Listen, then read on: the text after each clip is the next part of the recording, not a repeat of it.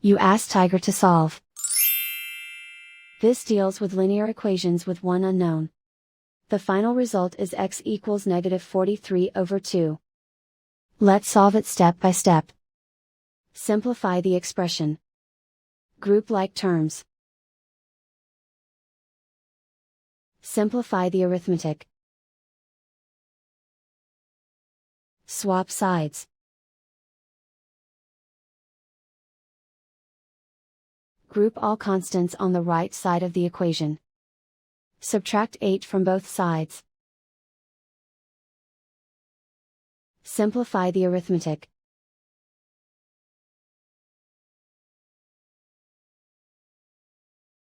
Isolate the x.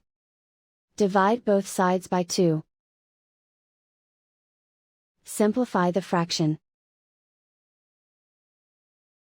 And so the final result is x equals -43/2.